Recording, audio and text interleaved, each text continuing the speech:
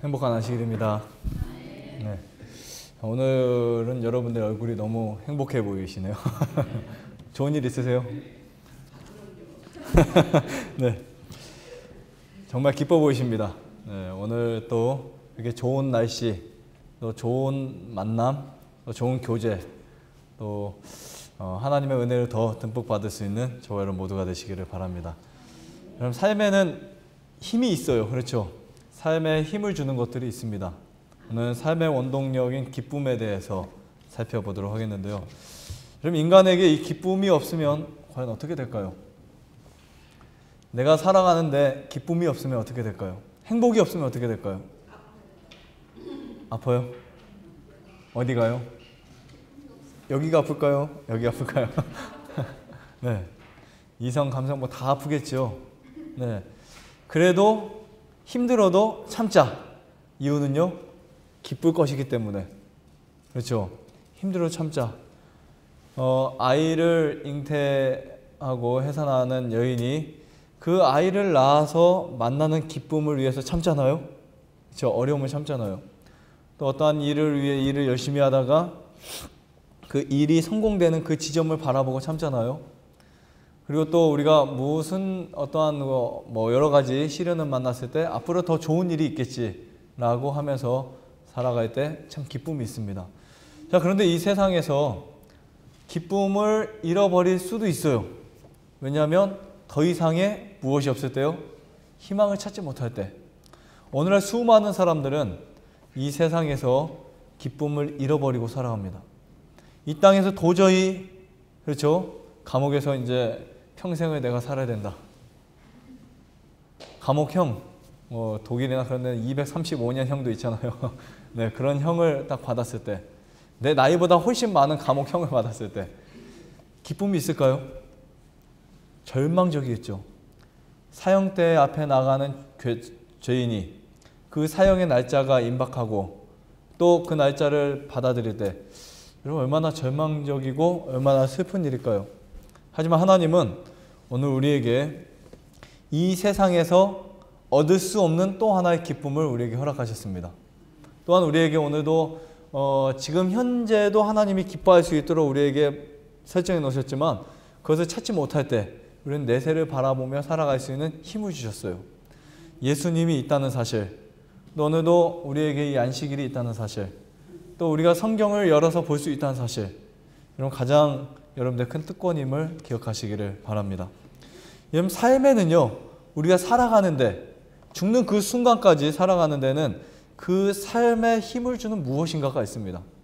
그것이 우리가 여러 가지 노동을 하든 아니면 뭐 남을 전도하든 아니면 어떤 트러블과 시련이 있든 아니면 질병과 싸우든 거기에는 반드시 삶에 힘을 주는 것들이 있어요. 어떤 사람에게는 이것 자체가 힘이 아니지만 어떤 사람은 그것 자체도 엄청난 힘일 수가 있습니다. 어떤 사람에게 그 말 한마디 자체가 슬프게 만들 수 있지만 어떤 사람에게는 그 말 한마디가 용기를 줄 수 있어요. 쉽게 말하면요, 99세 할아버지에게 백수하고 돌아가세요 하면은 뭐가 될까요? 뭐가 될까요? 하지만 저에게 누군가 와서 100살까지 살도록 내가 기도해 줄게 하면은 굉장히 기쁘겠죠. 네, 제가 100살까지 살 수 있다는 희망은 기쁩니다. 하지만 99세의 할아버지에게는 100살까지 산다는 희망이 기쁘지가 않아요. 1년밖에 안 남을 수 있고 몇 개월밖에 안 남을 수 있기 때문에 우리는 그 누군가 혹은 여러분 모두 사람들에게 똑같은 말과 똑같은 환경과 똑같은 삶이 아닌 다른 삶과 다른 환경과 다른 어떤 표현들이 우리에게 힘이 될 수 있습니다. 그래서 오늘 우리는 그 삶에 힘을 줄 수 있는 하나님의 말씀으로 우리 마음을 채우고 또 그것이 우리의 생애를 주관할 수 있는 귀한 시간들이 되시기를 간절히 바랍니다. 근데 삶의 힘을 가장 많이 주는 것이 뭐냐면 기쁨이에요. 기쁨. 네, 기쁨을 찾아 나가는 겁니다. 우리가 보통 물에 빠지면 살아갈 수 있는 이 장치가 있죠. 살아남을 수 있는 장치, 모터가 아니라도 뭐가 있나요? 입을 수 있는 구명조끼가 있죠. 그거 하나면 그래도 시간을 벌 수 있습니다. 물에 빠졌을 때 구명조끼와 마찬가지로 인류에게 정말 죄와 또 질병과 여러 가지 실패와 낙심과 시련 속에서도 사람에게 힘을 주고 사람에게 주는 최고의 선물이 뭐냐면 기쁨이에요. 하나님이 우리 인류에게 네가 죄를 지었으니까 너의 생명도 내가 빼앗아갈 거야. 하셨어요? 안 하셨어요? 하셨죠. 죄의 삭은 사망이라고 하셨죠. 또 우리가 어떤 문제가 있을 때 그 문제를 직면했을 때 하나님이 그 죄에 대한 결과를 반드시 철회하지는 않습니다. 그렇죠? 내가 죄를 지었는데 당연히 받아야죠. 내가 나쁜 음식을 먹었으니까 당연히 아픈 것은 당연한 일입니다. 그렇죠? 자, 그런데 하나님이 거기에서 빼앗아가지 않은 것이 하나가 있어요. 우리 인간에게 이것만큼 내가 너희들에게 빼앗아가지 않겠다. 이것만큼은 너희에게 남겨놓겠다. 한 것이 뭔지 아세요? 자유의지. 그거는 이미 있었고요. 앞으로 물론 자유의지도 맞습니다. 하지만 자유의지가 있다고 해서 우리가 지금 현재 이 상황을 기쁘게 만들어지진 않거든요. 뭐가 있을까요? 기쁨이 있어요. 기쁨이 있습니다.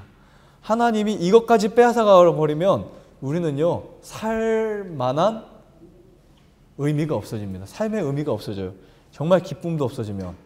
그래서 다행인 것은 잡초를 뽑으면서도 기쁠 수 있고, 강아지에 밥을 주면서도 기쁠 수 있고, 산책을 다니면서도 기쁠 수 있고, 밥을 먹으면서도 행복하지 않아요?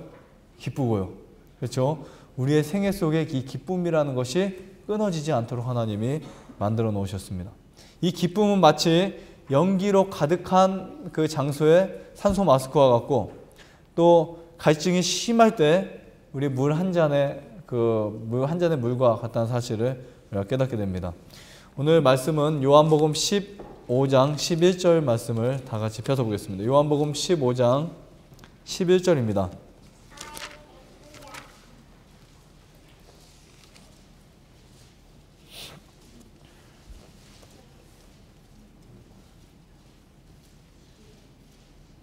요한복음 15장 10절부터 보겠습니다. 어제 우리 저녁에 잠시 살펴본 포도나무 비유의 내용에 이어서인데요. 10절부터 보겠습니다.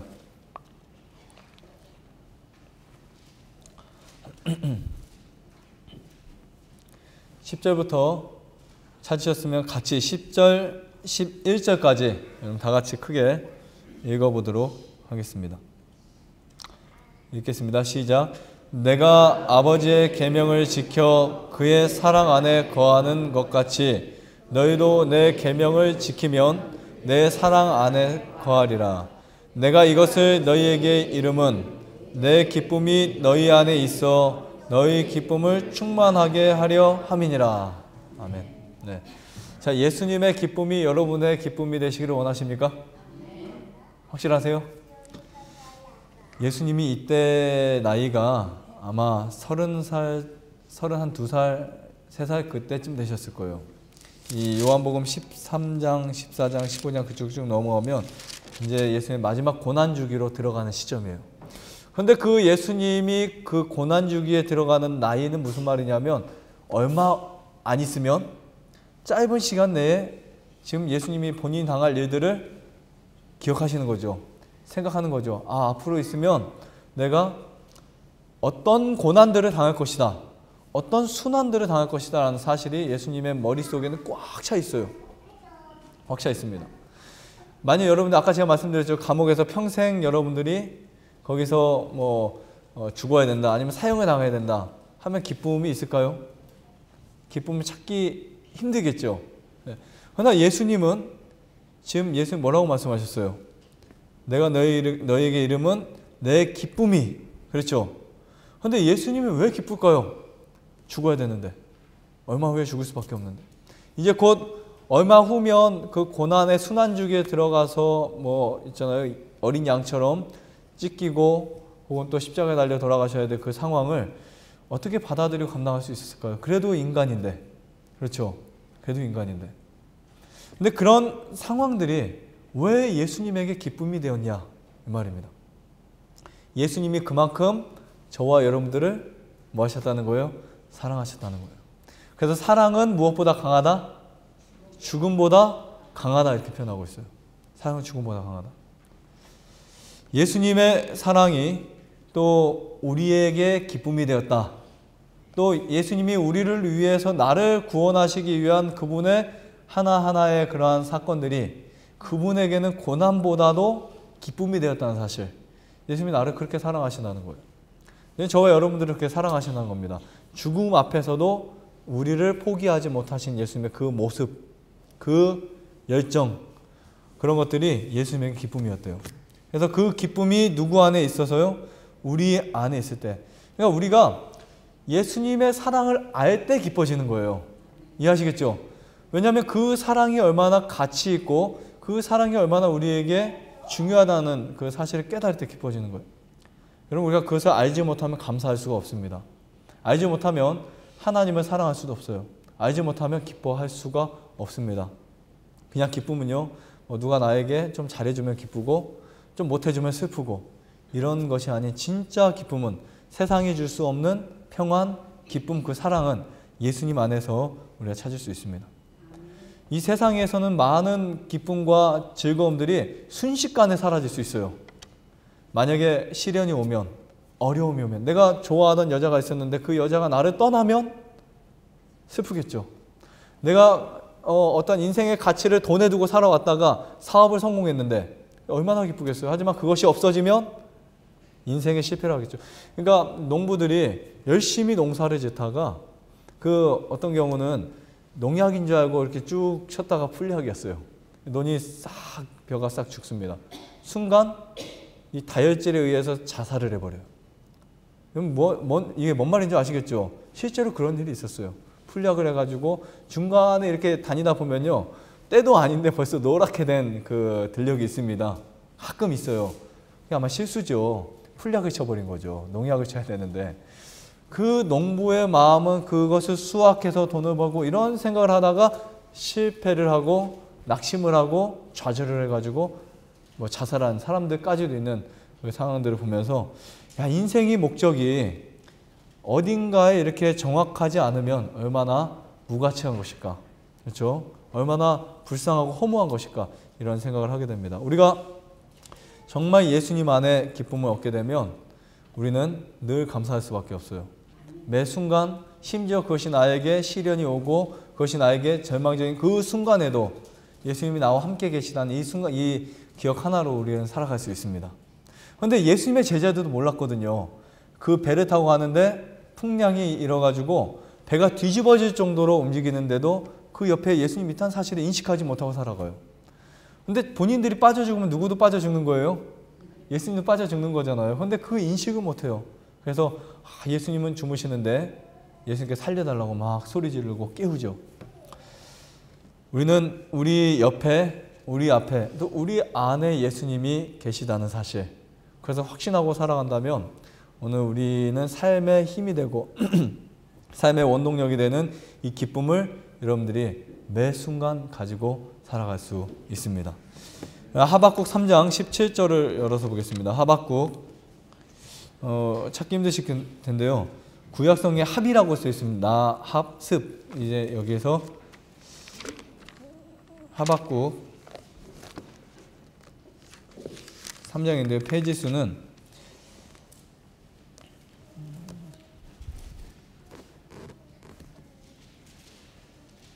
제 성경이 달라서 페이지 수를 말씀드리기 힘드네요.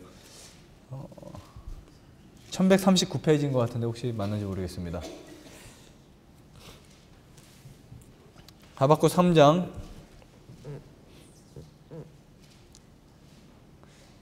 3장 보겠습니다. 3장 17절부터 보겠습니다. 3장 17절부터.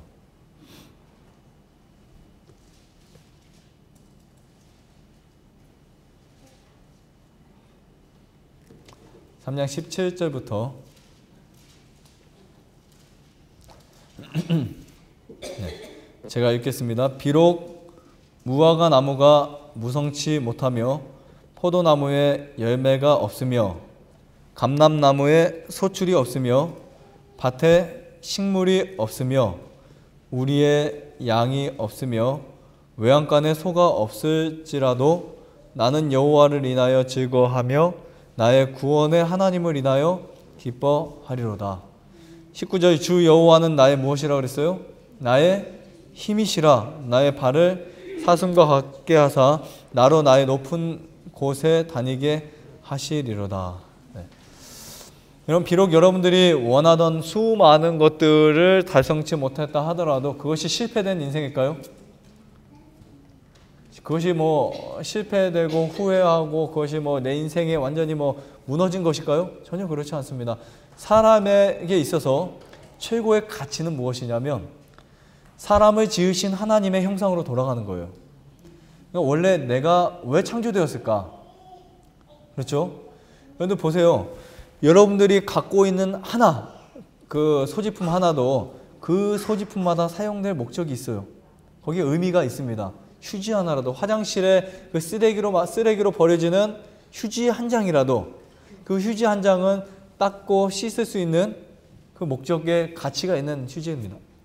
물병, 성경책, 꽃, 나무 등, 혹은 자동차, 심지어 아주 작은 뭐 공책 연필 하나까지도 연필의 목적이 뭐 그것이 마술을 위해서 만들어졌나요? 아니죠. 연필의 목적이 아니면 뭐 그 아이들 장난감을 위해서 만들어지지 않았잖아요. 연필의 목적은 글을 쓰는 게 목적이잖아요. 근데 왜 우리 인간은 내가 살아가고 내가 앞으로 살 인생의 목적을 찾지 못하고 살아가냐 이 말이에요. 여러분, 수많은 사람들이 이 서울 거리를 다니고 수많은 사람들이 이 세상을 살아갑니다. 하지만 그 수많은 사람 중에서 진짜 자기 인생의 목표와 가치와 목적 의식을 깨닫고 사는 사람들은 거의 없다는 것 같아요. 설문조사를 해보면 왜 사는지, 무엇 때문에 사는지 의식이 없어요. 그리고 또 나에게 무엇이 왔을 때 이런 결정을 해야 되는지, 어떤 선택을 해야 되는지 이런 가치의 어떠한 부분을 잘 이해하지 못합니다. 단지 지금 현재 내가 편하게 살고 하고 싶은 거 하고 먹고 싶은 거 먹고 즐기고, 그러다가 그것이 없어졌을 때 인생은 절망하게 돼요. 허무하게 됩니다. 그래서 우리는 그런 삶보다는 우리를 만드신 하나님, 나를 창조하신 하나님, 나의 조물주가 나에게 과연 어떠한 목적으로 나를 창조하셨을까? 내 우연히 만들어진 산물은 아니거든요. 여러분들 모두가 그냥 갑자기 진화된 혹은 또 우연히 어떻게 갑자기 생겨난 이런 사람이 아니고요. 개구리가 사람이 된 그런 존재도 아니고요. 원숭이가 되는 존재도 아니고요. 사람은 반드시 무슨 목적이 있기에 창조되었어요. 그렇지 않습니까? 모든 물건이 그렇잖아요. 우리 개 한 마리도 젖소 한 마리도 그렇죠? 그 목적이 있습니다. 근데 우리 사람은 그 목적을 잃어버렸을 때 기쁨이 상실되고 행복이 불행이 되고 그렇죠? 근심이 되고 걱정이 되고 이런 삶으로 바뀌는 사실들을 우리가 깨닫게 됩니다. 오늘 우리는 여호와를 인하여 기뻐한다. 이 말이 무엇인지. 그래서 무슨 말이냐면 하나님이 나를 창조하셨기 때문에 내가 하나님을 위한 형상으로 바뀔 때에만 무엇이 있다는 거예요? 가치가 있고 진짜 행복이 있다는 사실을 깨닫게 됩니다. 성경 읽어도 마찬가지예요.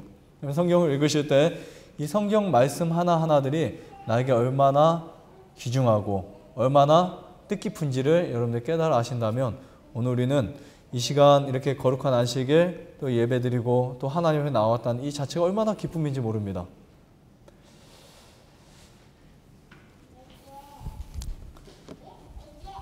하나님이 우리를요 창조하실 때도 심히 기뻐하셨습니다. 그렇죠? 어떤 표현이 있어요?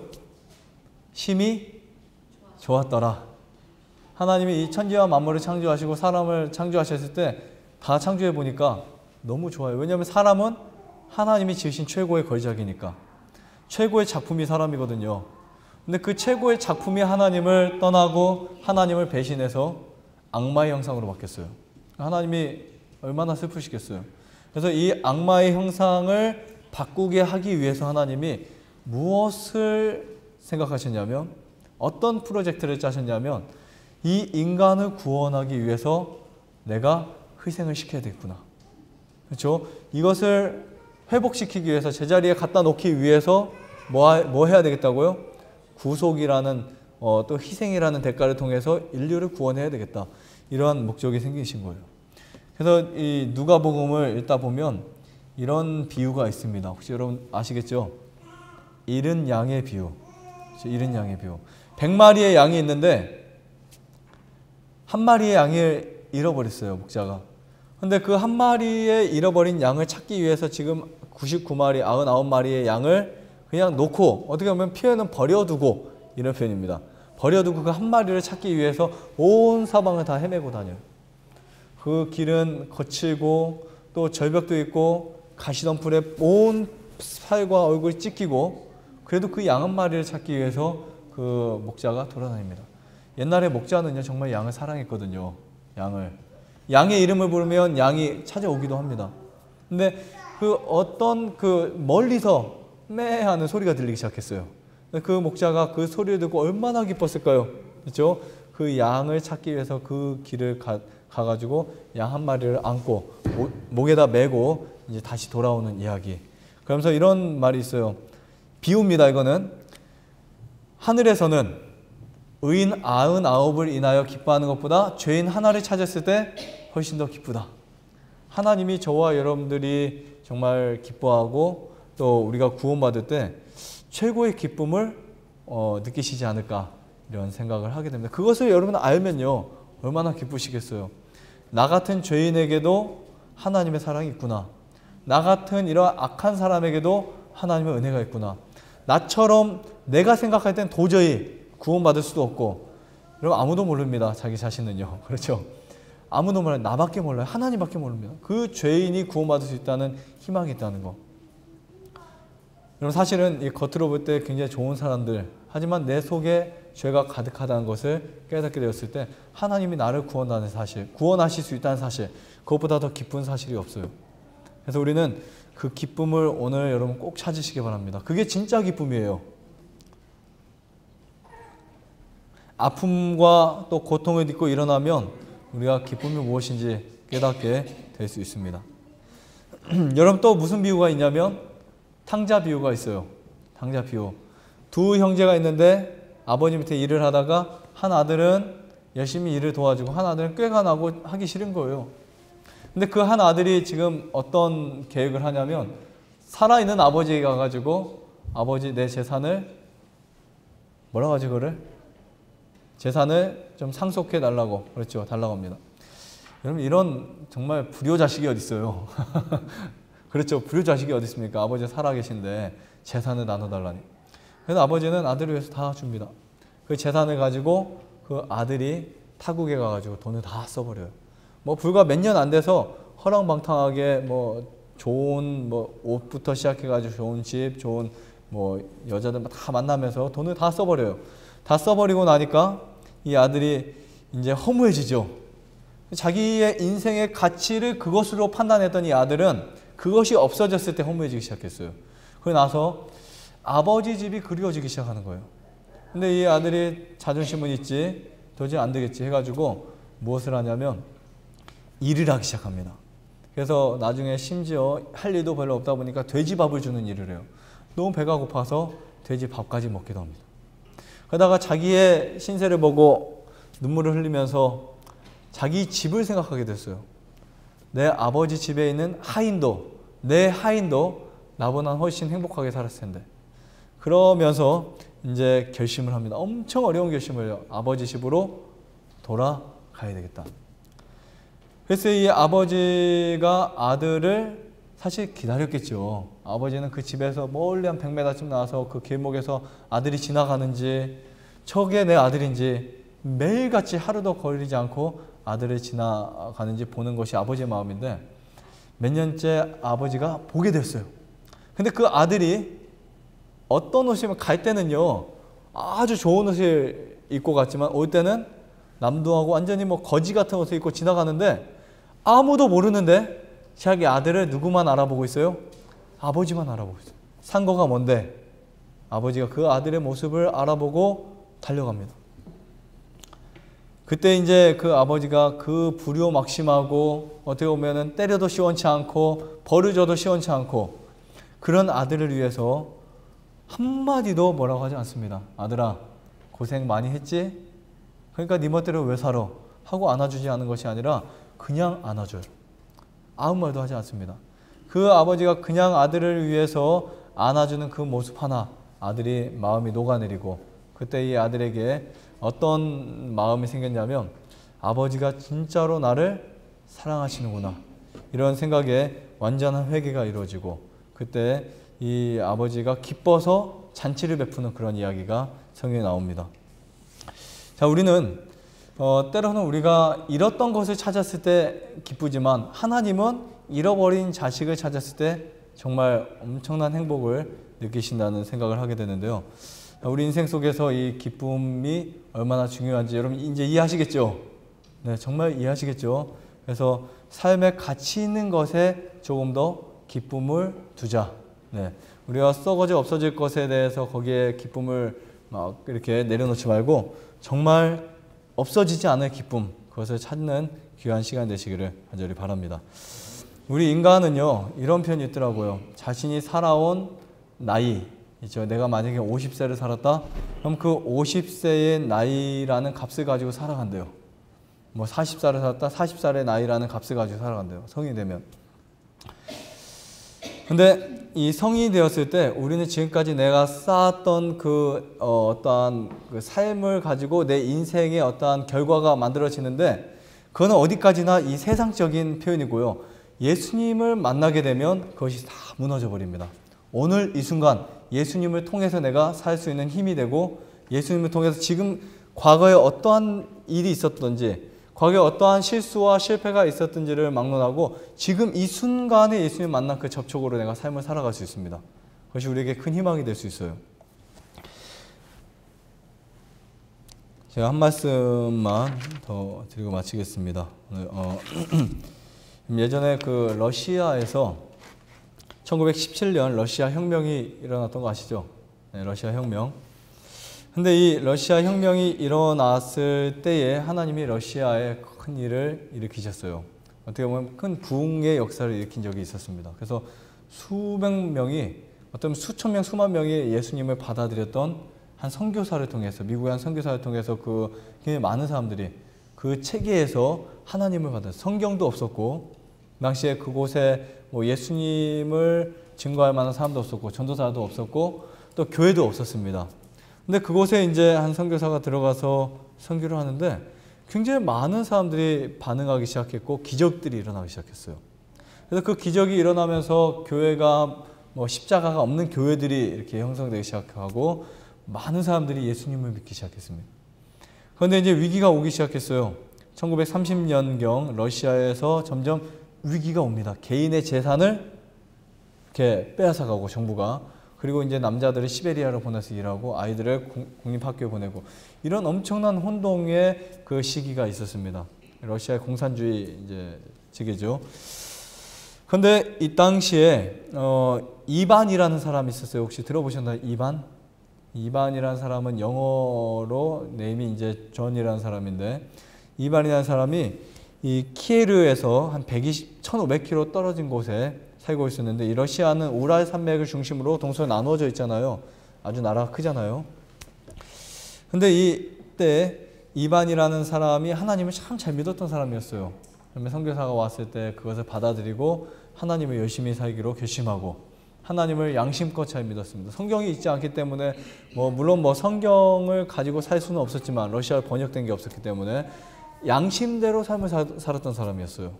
그 사람이 이제 매일 기도하면서 가족들과 함께 이렇게 살았는데 부자였거든요. 소도 8마리 있었고 말 2마리에 젖소 있고 농토 있고 아주 큰 부자였는데 어느 하나님이 1932년경에 3년경에 이 하나님이 이 이반에게 말씀하십니다. 성경이 없을 때는 여러분 하나님이 말씀하시는 것 같아요. 하나님 말씀하셨어요. 이반아, 네가 지금 살고 있는 집을 다 버리고 떠나라. 근데 이미 그때도 위험한 상황이었어요. 사실은요. 왜냐하면 그 러시아 자체에서 사람들을 다른 데로 못 나가게 철저히 감시하고 있었던 때였기 때문에 여기서 탈출하기는 거의 불가능한 상황이었지만 아직은 개인 재산을 이렇게 뺏지도 않았고 그렇기 때문에 사람들에게는 무슨 일이 일어날지를 도무지 알지 못했던 상황이었을 때 바로 그 해 이반이라는 사람이 하나님의 음성을 듣고 떠나기 시작합니다. 그래서 하나님, 제가 재산도 많고 가진 것도 많지만 하나님의 말씀대로 떠나기를 결심하겠습니다. 마치 누구처럼요? 갈 바를 알지 못하고 떠났던 아브라함처럼 내가 떠나기로 결심하겠습니다. 결심을 하고 이제 이 이반이 이제 떠나는데 이 마곡간에 가가지고 마차를 준비하고 있는데 하나님이 뭐라고 하시냐면 야, 너 마차를 놓고 젖소 2마리와 거기에 마차를 이렇게 연결해서 가라. 그 소리를 듣고 왜 그러실까? 그래도 말을 타고 가야 빨리 갈 수 있고 아니면 소를 타고라도 가야 뭐가 될 것 같아요. 왜 젖소일까 하필? 네, 그 당시에는 집시라고 하는 그 굉장히 많은 거지라든지 행인들이 있었어요. 막 사람들이 볼 때 혐오스러운 사람도 있었어요. 꼭 젖소를 타고 다니거든요.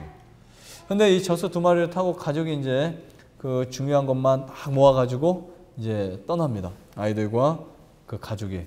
그리고 이제 집에는 불을 켜놓고 그 다음에 대문을 뭐 이렇게 열어놓고 대문을 닫아놓고 그들이 사는 것처럼 그대로 하고 이제 그날 저녁에 이제 갈 바를 알지 못하고 갑니다. 이반은요 배우지도 못했던 사람이었기 때문에 지도를 보지도 못했고 뭐 아무것도 모릅니다. 근데 하나님이 이때 중국으로 이제 인도해 준다는 이 계시를 이야기를 듣고 중국으로 가야 되겠다 해서 가는데 뭐 그냥 길을 가는데 중국까지 하나님 인도하신 이야기예요. 근데 어디가 중국인지 그 넓은 땅에서 어느 방향인지 뭐 이쪽으로 가면은 다른 유럽 쪽이지만 지금 중국으로 가야 되거든요. 근데 어쨌든 하나님이 인도하시는 길대로 가면서 기도를 하고 가는데 이 러시아 정부 자체에서 그 당시에 이 체계를 잡기 위해서요 실제적으로 여행을 허가를 받아야 됐고 하려면 10km까지 가면 또 허가를 받아야 그런 굉장히 복잡한 시스템이 있었어요. 어떻게 보면 여행이 불가죠. 다른 나라 가는 것도 금지죠 사실은. 근데 이 이반이 이 젖소를 타고 다녔기 때문에 사람들이 좀 미친 사람 아니면 뭐 혐오감스러운 사람 했기 때문에 그냥 다 통과시켜 주는 거예요. 그러면서 이제 가는데 이 하나님이 한 번은 이 좋은 대로에서 아주 그 별로 좋지 않은 길로 이제 가라고 또 인도하십니다. 근데 그날 저녁에 이제 러시아 정부에서 이반을 이제 찾기 위해서 떠나왔어요. 근데 길을 가다 보니까 마차와 길자국이 뭐 여기는 계속 나 있는데 없어진 거예요. 없어져 가지고 찾지 못하고 근데 이제 이렇게 도망가는데 그때 바로 그 해 1933년에 러시아에서 거의 2천만 명의 희생자가 났다고 그래요. 역사에는 2천만 명. 그리고 600만 명이 그중에 기아로 한 해에 600만 명이 죽었대요. 600만 명이. 그냥 굶주려 죽고 또 굉장히 많은 사람들이 시베리아로 끌려가서 노역을 하고 그 상황에 하나님을 잘 믿었던 이반은 지금 탈출을 해서 이제 중국으로 갑니다. 근데 이 이반 말고도 몇백 가정이 떠났어요. 사실은요. 그 이야기도 있습니다. 러시아를 탈출하다 나오는 그 미국 시조에 나왔던 이야기가 있어요. 미국 교회 진함인가요? 그 이야기했는데 그 몇백 가정이죠. 기억은 잘 안 나지만 몇백 가정에 나중에 또 그 이야기를 해드릴게요. 근데 그 가정 중에 한 가정이거든요. 이반 이야기는. 근데 그 몇백 가정이 떠나고 나중에는 다 돌아가고 그리고 나머지 뭐 몇십 가정만 떠나서 이제 미국으로 넘어간 이야기인데요. 이반은 전혀 다른 가족과 같이 동행한 것이 아니라 그 한 가족만 이렇게 떠나가는데 이제 그들이 이제 떠나가면서 굉장히 많은 시련들이 있죠. 근데 이 젖소를 가져가는 게 참 다행이었어요. 풀을 뜯어먹고 양식을 주고 아주 뭐 정말 그게 섭리였다는 것을 깨닫고 그래서 이제 가는데 이 사람들은 뭐 그게 중국인지도 모르지만 중국 변경까지 간 거예요. 하나님이 이렇게 하라 저렇게 하라 해가지고 수십일 동안 가다가 잡혔습니다. 잡혀가지고 이제 큰일 났죠. 이제 부부가 떨어져 있게 되고 아이들과 떨어져 있게 되고 그 다음에 거기에 일을 하기 시작했어요. 수십일 일을 하다가 야 하나님 우리를 이렇게 하시려고 여기까지 인도하셨습니까? 라고 했지만 하나님 응답이 없어요. 그러다가 이제 갑자기 그 일하던 그 감옥이 전체가 다 불이 났어요. 불이 나가지고 이반이 자기 가족들을 찾아가지고 데리고 손을 잡고 막 끝없이 달려갑니다. 그냥 모든 사람들이 다 이제 도망가고 했겠죠. 끝없이 달려가면서 너무 힘들어가지고 하나님 도대체 여기가 어디입니까? 우리를 왜 이렇게 인도하셨습니까? 왜 우리를 이렇게 힘들게 하십니까? 하면서 기도하면서 막 눈물을 흘리면서 무릎을 주저앉고 그곳에서 있을 때 하나님이 이 말씀하셨어요. 여기가 중국이다. 여러분 때로는 우리는 하나님이 우리를 인도하시는 그 상황들이 어렵고 절망적이 힘든 상황들이 굉장히 많이 있습니다. 하지만 우리가 가장 어려운 그때 다시 말하면 절망적이고 마지막이라고 생각했던 그 순간이 하나님이 역사했던 순간이라는 사실을 깨달을 수 있어요. 오늘 이 거룩한 안식일 우리의 참 그 기쁨을 주시는 하나님께 감사할 수 있고 또 시련과 어려움들이 둘러싸여 있지만 그 상황 속에서도 하나님이 나를 인도하고 계시다는 그 확신 하나만 있어도 여러분들 기쁨을 잃지 않을 겁니다. 오늘 내 사정을 아시는 하나님께 우리의 모든 것을 맡길 수 있는 저 여러분 모두가 되시기를 바라면서 마치겠습니다.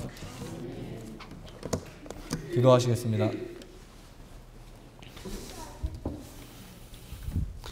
자비로우신 하나님 아버지, 오늘도 우리에게 귀한 안식일, 또 복된 날을 허락해 주심을 감사드립니다. 우리의 생명을 보존하시고 우리를 지금까지 인도하신 하나님의 놀라운 은혜와 사랑을 감사드립니다. 우리 각자 한 사람 한 사람들이 하나님의 놀라운 약속으로 살아갈 수 있도록 도와주시고 매 순간 힘들고 지칠 때에 하나님을 바라보고 하나님의 뜻과 섭리가 어디에 있는지를 깨닫도록 인도해 주시옵소서. 오늘 우리의 심령을 어루만져 주시고 또 우리의 모든 것들 위에 하나님의 역사와 하나님의 놀라운 또 뜻으로 살아가고 서게 될 수 있도록 인도해 주시옵소서. 오늘 안식일 우리 모두가 기뻐할 수 있도록 인도해 주시옵소서. 우리 갖고 있는 모든 질병이 회복될 수 있는 귀한 시간 될 수 있도록 인도해 주시옵소서. 사랑과 은혜가 많으신 예수님의 이름으로 간절히 기도드립니다.